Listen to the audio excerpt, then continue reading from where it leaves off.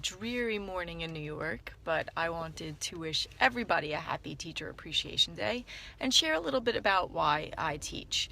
When I was a kid, I definitely had my challenges in my family and lots of other stuff going around, but school was always a place I sought my refuge, and there were always teachers there to make sure that I did not go ignored. As a matter of fact, there were always people who recognized something in me and took the time to tell me.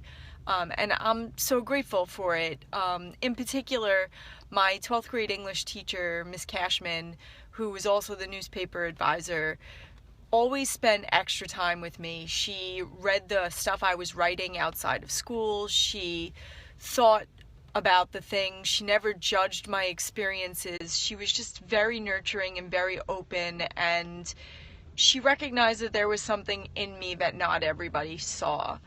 And I always remember that experience when I'm working with kids, and I work really, really, really hard to make sure I notice as much as possible. And if a kid, I think that that's it. Like teachers, we have that ability.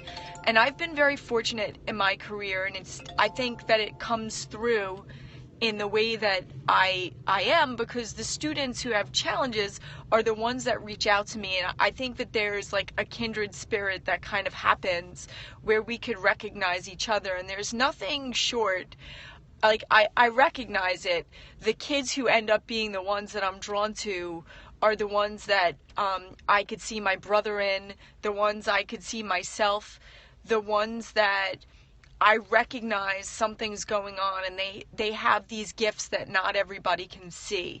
And it's like my personal mission to make sure they know someone else knows.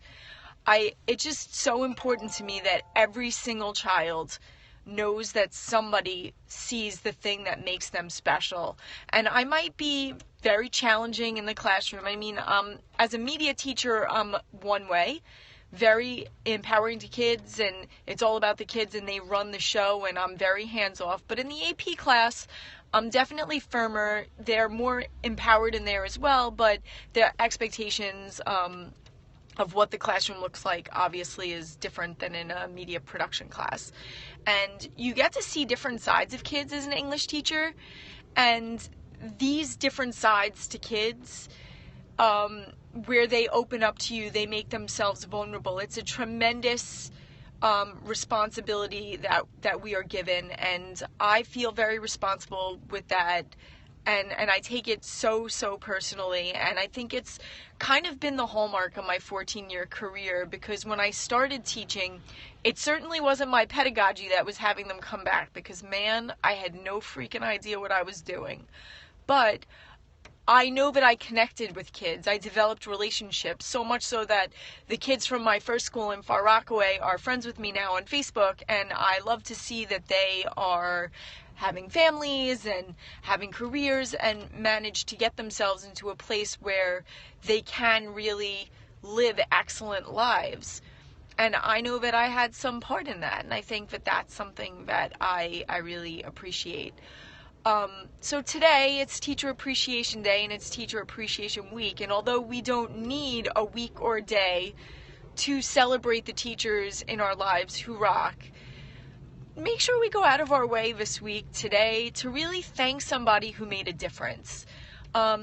Teachers, I know it is so sad that this is the way media and other people have portrayed teachers, but there are still so many really good ones out there. And now with blogging and social media, the good stories are kind of getting out there more than they were before. And we need to just start really, really, really like getting stuff into the media where we're sharing our stories, and we're, just making sure that people know that our kids are awesome, and regardless of the system that we're in, that kids are going to get what they need. That's what we need to do. And we do need to thank teachers all the time. And I mean, if you have a child and you love your child's teacher, have them write a little note. There's nothing better for a teacher. You don't have to buy anything. You could just make a card that says thank you with an anecdote about something that made a difference.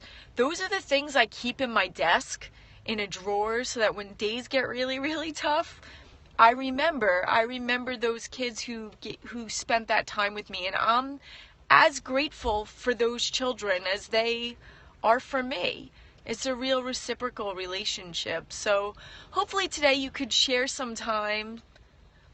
It's so true. No one does see what goes on behind the scenes. And ironically, when I started teaching, I had no idea what I was in for. I think that it's one of those things, and it's a 24/7 job now more than ever, especially with social media. My students can contact me all the time. I teach 12th graders, so they're 17, 18 years old. They know they could reach out to me on Twitter or wherever, and I'm always going to do my best to answer. They know I have a young child, so I mean, they're respectful of that, but I think they're my children too, and they know that. And it was funny, yesterday I shared my TED Talk with the few that were in class, and I was so nervous to share it with them. I agree.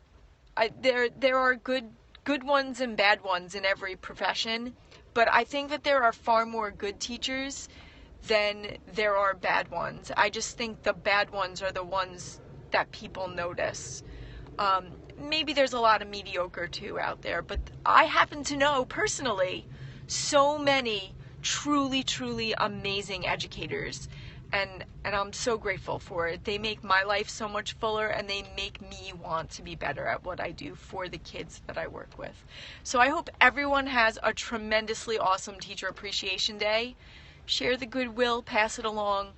We all deserve a little bit of a thank you. So thank you all. Have a great day.